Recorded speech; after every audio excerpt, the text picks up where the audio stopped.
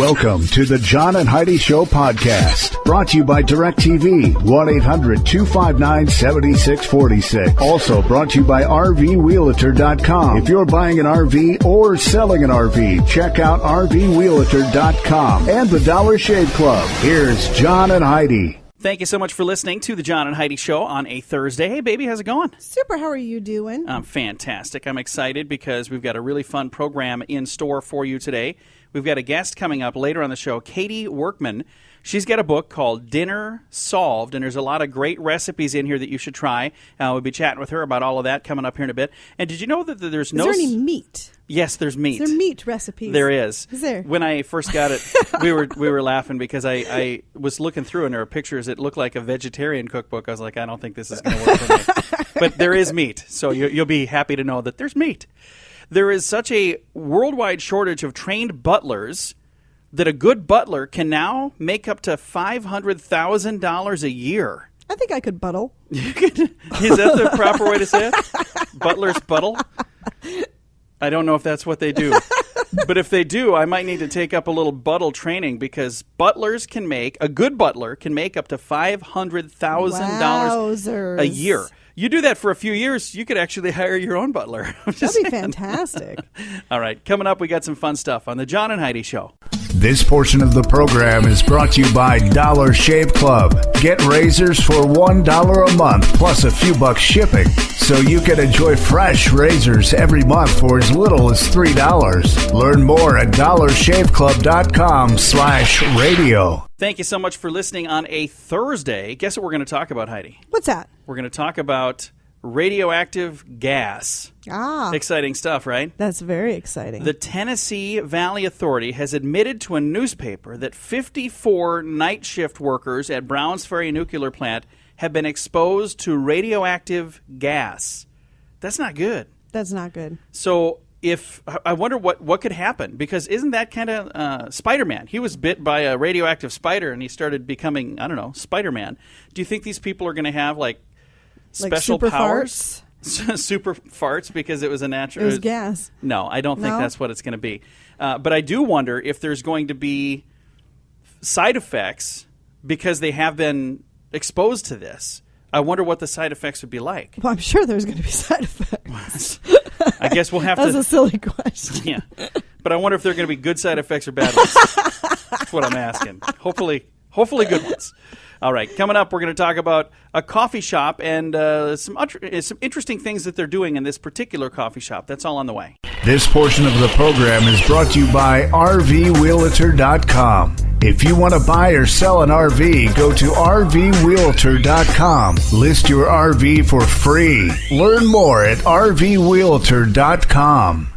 You know it's true because you heard it on the radio. Combine a coffee shop and a package delivery service, and what do you get? You get a great name for a coffee shop and an even greater lawsuit. Here's what happened. A New York coffee shop has been playing the name game to great success. The shop, owned by brother and sister Anna Dobbs and Dave Ruston, originally called themselves Federal Espresso. Oh, that's adorable. It is. But there was a lawsuit by the shipping giant, Federal Express, that forced the coffee shop to change their name, citing copyright infringements. How is that a copyright? They have a trademark on Federal Express. Okay, but espresso is a completely different word. Well, let's move on and hear the rest of the story here. Court made Anna and Dave come up with a new name. Their choice? Ex-Federal Espresso. So that was their change. Now the duo has once again decided to change the name, have a little fun with the fact that they made the change, and now it's called Freedom of Espresso. Oh. They've got some good ideas. I like all of those names. Despite the legal battle, the name change, and all of the things that have gone on, their store continues to thrive as Anna and Dave are planning a third shop now, which is good news for their lawyer, Joseph Heath. The attorney included a cup of coffee a day for the rest of his life as part of his legal fees. So he's helped him out. So originally it was Federal Espresso. Federal Express sued him. Then they had ex-Federal Espresso, and they were having some legal problems. I just don't know how they could have won that lawsuit. Because unless they have a trademark on the word federal, and you can't use the word federal in anything. No, I think that there's probably something where the logo looked similar. It was causing confusion. I'm not sure. Anyway, I like their new name best anyway. Freedom of Espresso? That's awesome. I think that's cool. Well, it doesn't really say much about their shipping part of their business. They don't do shipping. I thought you said they do packaging. No, the packaging was Federal Express suing them for using a name too close to theirs. So I thought they did. Read the beginning of that again. Didn't you say they do packaging and coffee? No. Combine a coffee shop and a package delivery service. See? Yeah, no. But you got the coffee shop that had the name, and the delivery service was Federal Express. So, no, they don't do that. That was they me. should. That was me confusing people. Now, that is an awesome idea. Okay. If you can ship your packages and have some coffee, and it's called Federal Espresso. See, that's why I thought that was an awesome name. That would be a great now name. Now the name just doesn't really make sense. Federal so Express they might as well really, change it. You know, Federal Express, if you're listening, which I'm sure you are, you should probably start offering coffee at all of your locations and use the name Federal Espresso. You just sued for it. You own it. Right, might as well. you own it. All right.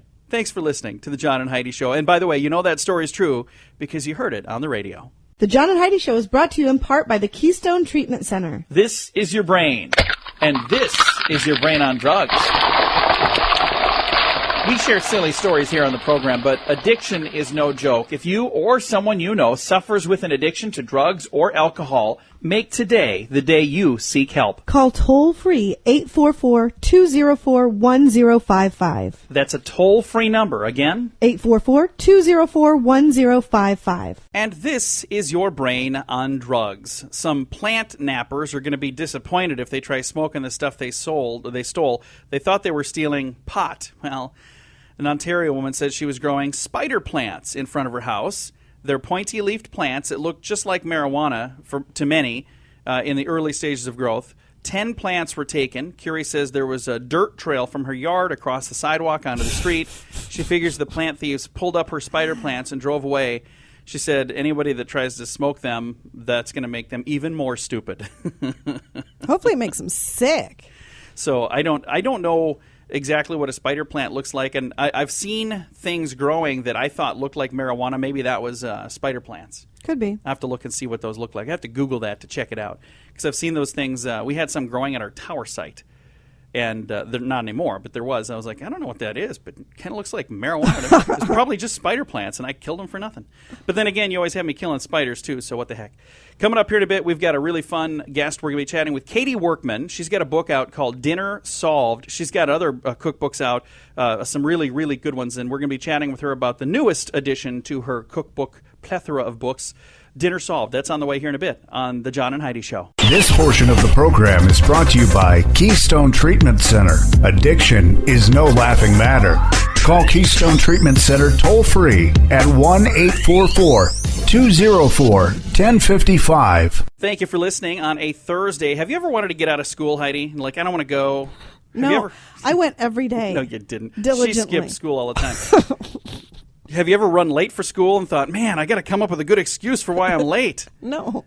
I've had Never. that. Well, this 13-year-old boy faked his own kidnapping to avoid getting into trouble for being late. Oh, wow. I never went that far. Yeah, this French teenager had forged his mother's signature on a letter explaining why he was late one morning, but he found out, he was found out and decided to fake a kidnapping by cutting his face with a knife and pretending that he'd been grabbed by men in a car. Oh, my gosh. Police launched a 4-hour search. The non-existent kidnappers were never found, of course. Then the boy finally admitted that I was lying.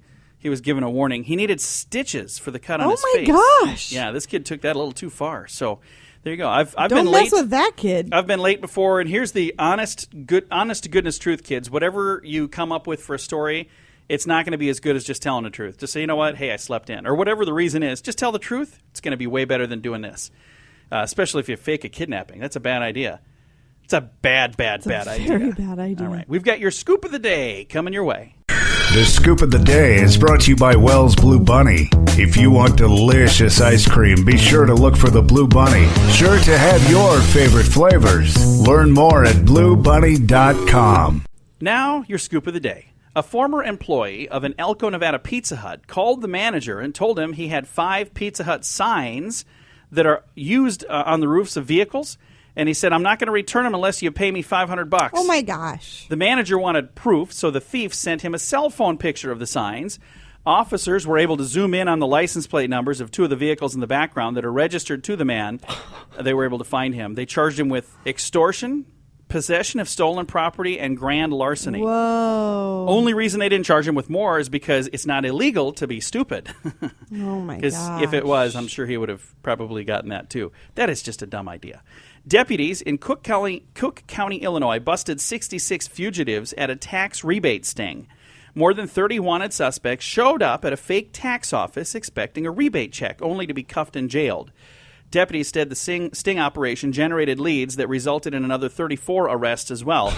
Outstanding warrants were for everything from failure to pay child support to burglary. Some of the arrests some of those arrested still thought that they had the rebate coming. One fugitive wanted to know, so can you use this tax check that I'm going to get towards my bail? Oh, my gosh. Yeah. Sir, it wasn't really... It was a setup. This was a trick to get you to come in. And it apparently worked. He thought for sure, what about the money I got coming? I understand this was a setup, but I got $600 coming, don't I? All right. In Washington, a woman was jailed after she allegedly beat up her fiancé at their prenuptial party. Oh.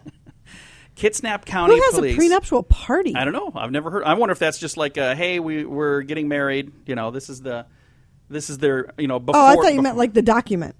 No, it wasn't like a prenuptial. We're signing the like, prenup. Who has a party for Let's that? have a party. I don't think that. I think it was just a party before they got married. Okay. To announce that they were getting married. I see. 'Cause That that's makes also more sense. Prenuptial. Although that would be funny. Police said the woman's 12-year-old son told her that he saw her fiancé kissing one of her friends, and that party was pretty much over at that point. The woman gave her friend the boot, told her fiancé to leave, then started hitting him in the face. Whoa. Then the woman tackled him, punched him some more, and threw his watch and broke his glasses. The son, that was the one that told mom what was going on. He was lying? No, he had to call 911 to get mom off of I don't think that probably ended the way anyone planned. Have you ever lost anything, Heidi? Yeah. What's the biggest thing you've ever lost? Like your keys or the remote? How about a town? Yeah, a town in Scotland. It's called Lost. Residents in the village of Lost in Aberdeenshire are appealing for Lost to be found. The signpost for their village has gone missing. According to a spokesperson for the town, Lost is a tiny village, and it's quite difficult to find, even in the best of times. And now somebody stole their signpost, and it's getting even more difficult to find the town Lost. So people are out there getting lost. They're appealing for Lost to be found, and they want the signpost returned to the rightful owners so they can put it back up. So that's just a fun story to talk about. Lost has been lost. They're hoping it'll be found. Mm-hmm. Yeah. That's I apparently find this way more amusing than you do. Clearly. You look very disappointed. I'll just move on to the strange law. In Alabama, it's illegal to wear a fake mustache that causes laughter in church. Don't know why. It's the law. Who wears a fake mustache to church? Don't know, but you can't in Alabama. It's illegal. Oh, that's funny. All right, that's your strange law. This has been your Scoop of the Day. This portion of the program is brought to you by RoughToughKennels.com. Dog kennels and accessories sent to your front door wherever you live. Your dog deserves it. Learn more at RoughToughKennels.com. Thank you for listening to the John and Heidi Show on a Thursday. We've got a special guest today. We're going to be visiting with Katie Workman. She's the author of the newly released Dinner Solved, and she previously put out the Mom 100 Cookbook. Now, you might know Katie from other places. She's a regular contributor to national publications. She's in newspapers with the Associated Press all over the place. Cooking Light, Every Day with Rachel Ray. If you like cooking and you like reading, you probably already know her, but if you don't, stick around because you're going to get to know her. It's Katie Workman, and again, new book is called Dinner Solved. Katie, thanks for joining us. How you doing today? I'm fine, thank you. How are you? Fantastic. Thank you so much for chatting with us here. I love the book, Dinner Solved, and like I was saying earlier on the program today, we've had this book for a couple weeks, and we've been actually flipping through it and trying some things. Really good stuff. What was your inspiration for putting Dinner Solved together? Well, I had written the first book a few years ago, the Mom 100 Cookbook, and in that book I was going after 100 recipes that every mom or dad needs in their back pocket to help, how to get more fish on the table, how to get your kids to try new vegetables, what happens when they tell you there's a bake sale tomorrow and they signed you up to make brownies. And a lot of the recipes in that book had an element called the fork in the road. And the fork in the road is the idea that a recipe can be convertible. You can make a recipe and at a certain point separate part of it out and keep some of the recipe on the plainer and simpler side, And then the rest of the recipe could get more flavor, maybe more spice or heat. Maybe one version is vegetarian and one has meat in it, so that when you have a family or a gathering of people with different tastes, you can make everyone at the table happy without feeling like a short-order cook. And it's a way to adapt it to fit your personal tastes and make it the way that you want it. Exactly. And without all, feeling, I have to pull out the chicken nuggets again, or, I have to make two totally different meals, or, this isn't worth it. Let's just call in for takeout. So there's a lot of reasons that people very, very reasonably have cause to say, this is just too hard, this is too stressful. So if you can try to get a couple of techniques and recipes under your belt that make you feel like a family dinner with everybody getting, being happy is achievable, then you're much more likely to try it again. Again, visiting with Katie Workman, author of Dinner Solved. It's 100 ingenious recipes to make the whole family, including you. It's going to make you very, very happy, right? That's it. Exactly. And the nice thing about this, it's as you flip through the book, you'll see it's really simple and easy to follow along. You make it really easy to actually do these things. There are some books out there where, by the time you're done trying to figure out how to put all this stuff together, you need someone to cook for you because you're too tired. But this is actually it's a really cool concept, and you just make it really easy. Well, good. The recipes are definitely geared toward cooks of all levels. You don't have to have experience, and hopefully all written very clearly. There's 4-color photography of each of the recipes, so you can see what they look like, which a lot of people find very helpful. Now, in the book, is there a favorite recipe that you have? Like, if I'm only going to try one thing, you got to go to page 73, or what's your favorite thing in there? Oh, my God. This is the question that makes me want to cry, because I can't narrow it down to one. One recipe. The Mexican tortilla chicken soup. Oh, there you go. I'll pick that one. My whole family just loves that. Mexican tortilla chicken soup. So you know what I'm going to have to do now? I'm going to have that as something that we have for dinner one day this week. We're going to try that out. How's that sound? That sounds good. I want to hear what you think. Well, I can tell you, we've had several of the recipes in here. Everything we've had has been really good. And, my wife is the one that does the cooking, so I've asked her, I'm like, is it easy to do? She's like, oh, it's so easy. So you make it easy. The food is good. You got an endorsement from a fat, happy guy. So here I am. Well, I'm glad to have an endorsement. I'm glad that you've had a chance to try out the book, you and your wife and your family. So delicious stuff. So thank you for doing what you do. You're keeping families fed all across the country and making people happy. It's got to make you feel really good to know you do that. You know what? It really does. I have to say, it's very nice. It's really nice when I hear from somebody and they tell me about a dinner that just really rocked their world, or made their kids try, like fish for the first time, or whatever it is. I have to say that's the most gratifying part about what I do, for sure. And again, the book is called Dinner Solved. Now, before putting this out, you had Mom 100 cookbook, and that you sold quite a few of those. You did very well with that, didn't you? Yeah, that book did very, very well. It was really well received, and I get letters from people who like it all the time, which is so gratifying and lovely. And now you've got Dinner Solved, and get ready for more letters. You're going to have those. Are you working on your next book right now, or what's in the works for you? Well, right now I have a bunch of regular columns, syndicated column in AP newspapers, starting a column for FoodNetwork.com, nice. And another one for Eating Well magazine, and I've been writing for Cooking Light and Every Day with Rachel Ray, and so there's just a lot of stuff going on, recipe development and writing-wise, so I'm going to take a little bit of a moment before I think about book number 3. There you go. Well, I wish you the very best in all that you do. Again, the book Dinner Solved is available right now, and where all can we find the book if we're going out looking for it? Yep, you can find it anywhere that books are sold, both online or in bookstores or other stores, and you can also go to the website, themom100.com, where the book is available there, and other recipes always go up every single week. And this would be a great thing. I know it's a little early for Christmas, but if you know somebody that maybe you're thinking of, what can I get them for Christmas? This is a book that they're going to appreciate because they'll be able to use it. It's one that you're not going to just throw on a shelf somewhere. You're going to have it in the kitchen with you. You're going to use it, and you're going to make these delicious recipes. So you're going to make somebody happy for a long, long time. Yeah, hopefully it's definitely intended to be the kind of book that the pages are splattered and sort of stuck together. Well, very, very cool. Katie, thank you so much. I know you've got a lot of interviews you're doing today, so I'll let you keep on moving, but I appreciate taking time to chat with us. Oh, sure. My pleasure. Thank you for having me. Definitely. Again, Katie Workman, author of Dinner Solved. You got to check this book out. It is a really cool book, and it's available right now. If you want to go online and find it, you can do it that way. If you've got a bookstore you go to, find it there. And if they don't have it, tell them they need to get it. Dinner Solved. 100 ingenious recipes that make the whole family happy, including you. Thanks for listening to The John and Heidi Show. This portion of the program is brought to you by CarsForSale.com. If you're in the market to buy a car, truck, or van, find thousands of vehicles to choose from at CarsForSale.com.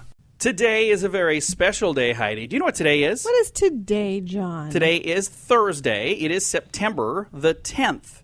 Today is Swap Ideas Day. So you know what you should do today?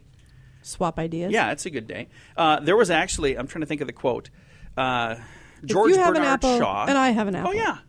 Yeah, George Bernard Shaw said, if I have an apple and you have an apple and we exchange these apples, we still each have one apple. But if I have an idea and you have an idea and we exchange these ideas, we both have two ideas. And I thought that was a fascinating quote. Because that's the only thing you can give away and keep as well is an idea. So today's the day to celebrate. Get out there and swap some ideas. Today is also World Suicide Prevention Day, and for anybody who knows anyone who's done that, it's a terrible, terrible, terrible thing to do. You think about what you're doing to your loved ones. So, World Suicide Prevention Day today. It's a great day to maybe reach out to somebody that's if they've ever thought of that, or if you know somebody that you think might be contemplating that. That is a permanent solution to a temporary problem. Never, never, never the answer. Get out there and celebrate one way or another. Have some fun on this, the 10th day of September. This portion of the program is brought to you by StoneGroupArchitects.com. It's more than a building. It's design and function working together. Check out the project portfolio at StoneGroupArchitects.com. Thank you so much for listening on a Thursday. My beautiful wife, Heidi, and I do this program together. And Heidi, we didn't know each other in school, did we? No. Do you think we would get along if we were like high school students? Do you think we would have gotten along? We would have gotten along, but we certainly wouldn't have dated. You think I could have done better? Is that what you're going to say? Oh, I see what you're saying. I don't think we would have had anything in common. Well, thank you very much for crushing that. Take a listen to this. This is actually something that's kind of fun, and I absolutely, wholeheartedly agree with this. I also agree with what she just said. Just so you know. Yeah, so we probably wouldn't have dated. But if you're looking to hire an employee, you should hire the class clown. Do you agree with that? Just off I agree with from that that headline? Yeah. It says if you want to hire a good employee, make sure they were a class clown. Research by American personnel managers reveal that workers with a sense of humor do better on the job than grouches. 100 company bosses were surveyed, and 84% said that laugh it up employees were the very best employees that they had. I agree.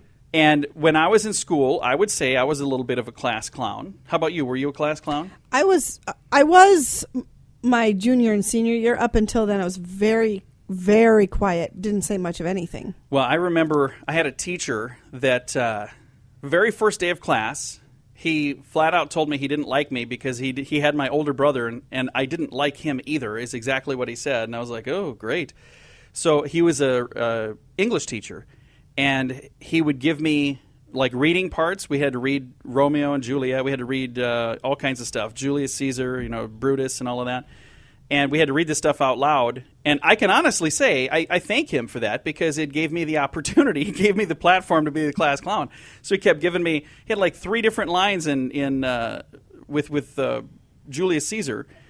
So 3 different characters. So I would read one like this, and the next one I would read like this. And it made everybody laugh, and it just made him mad. But I was like, you know what? Thank you for the platform.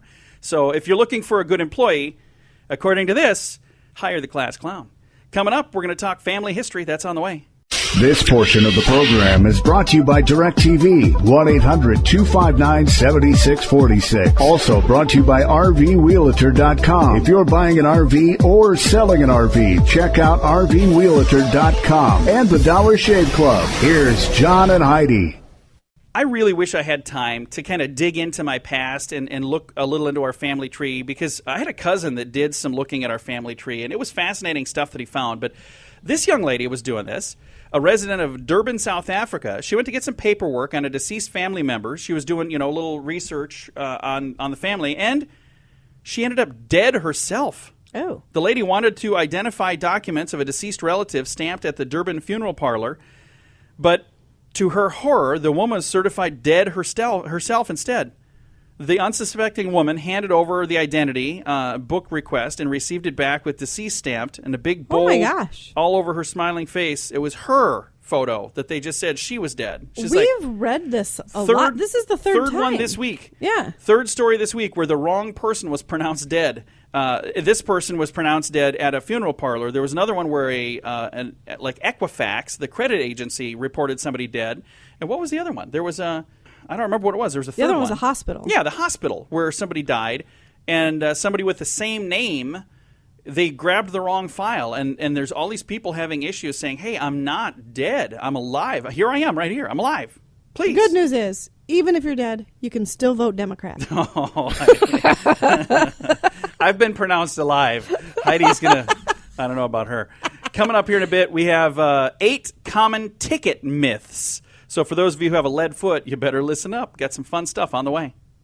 This portion of the program is brought to you by GunUp.com. If you're a gun lover, you'll be in heaven at GunUp.com.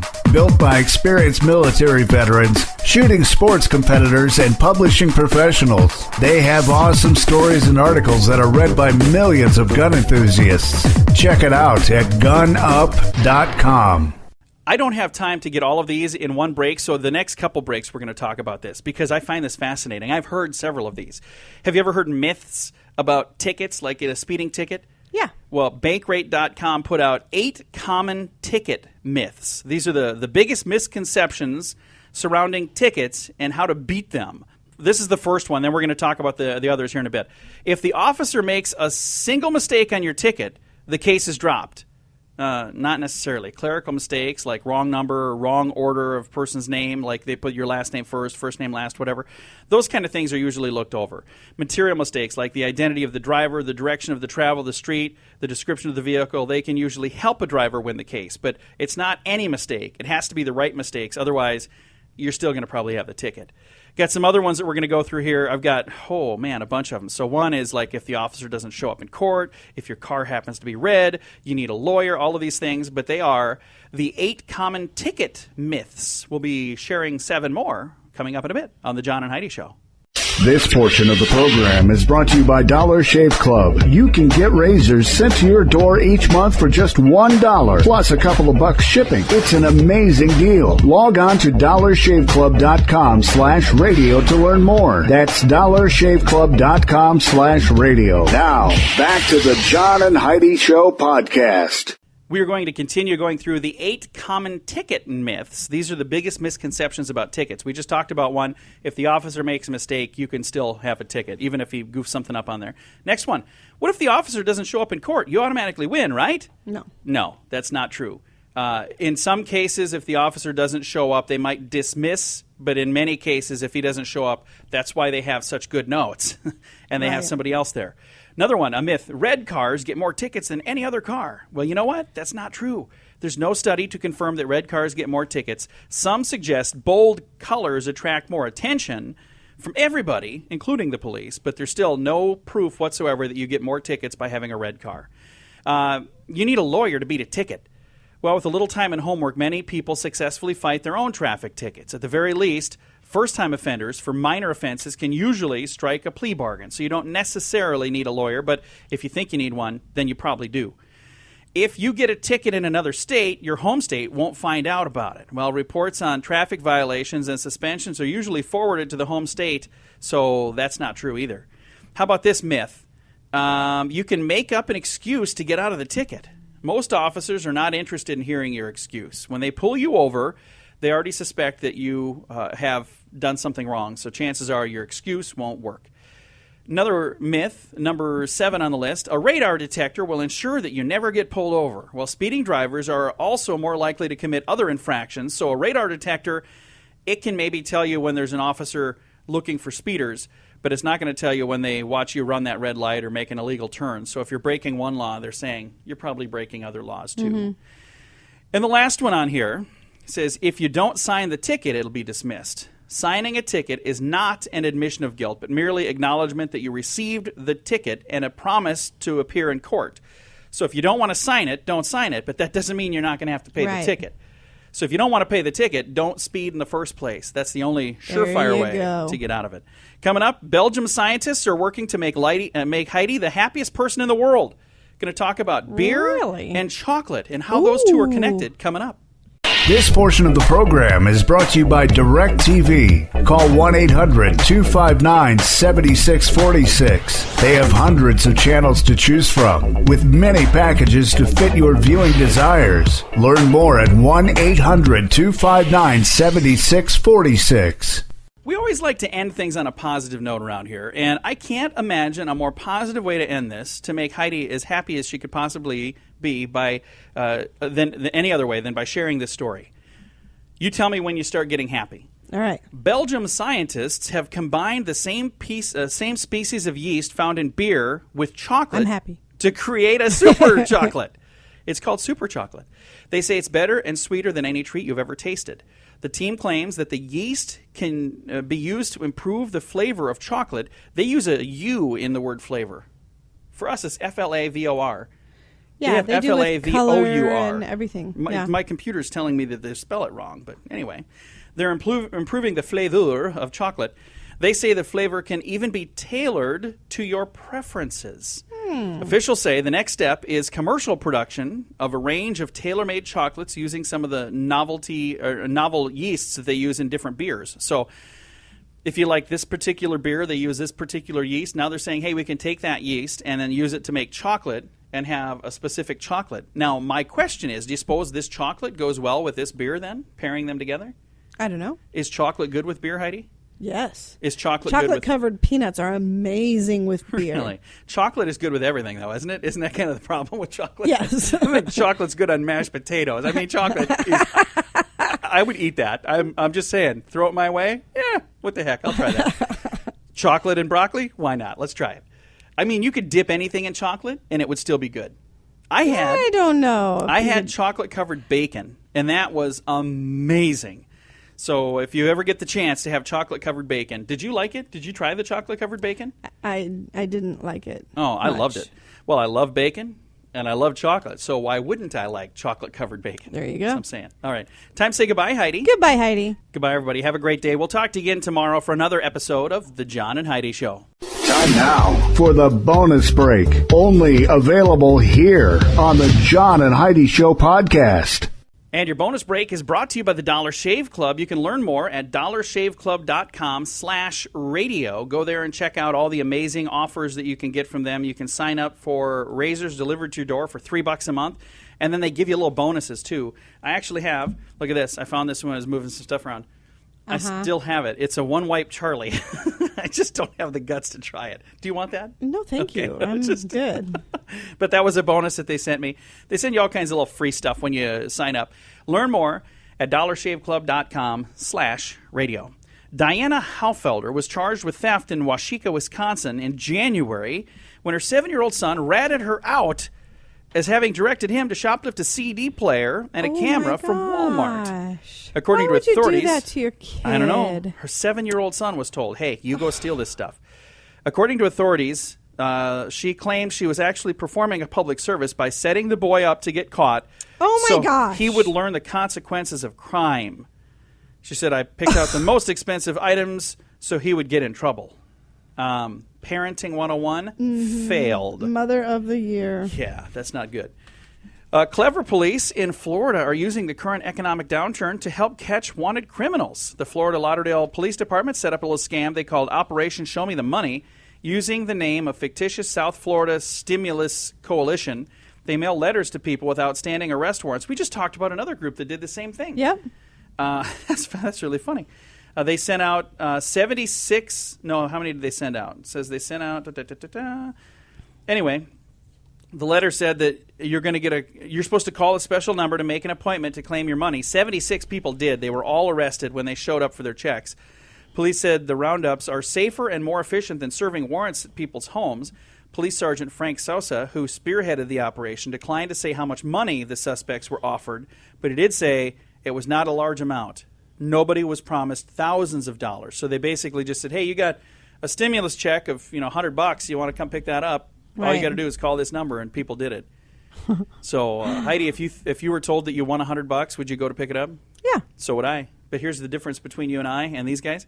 We're not wanted criminals. Exactly. So if I was a wanted criminal, I might be a little more careful. Would you, though? I mean, why would you think? I don't know. I don't know that I would. If you're wanted by the law, you might be a little careful about everything. I think I would. I don't know. This is just well, me. if you were careful about everything, you wouldn't be wanted by the law. Yeah, that's probably why. That's probably why we're not wanted by the law. I'm not even wanted by people that are not the law. We're not wanted, period. But I'll tell you, if you that's going to do it for our little bonus break. If you really truly do want to shave like a rock star, check out these razors at dollarshaveclub.com/radio. Go check that out. Thanks for tuning in to the John and Heidi Show.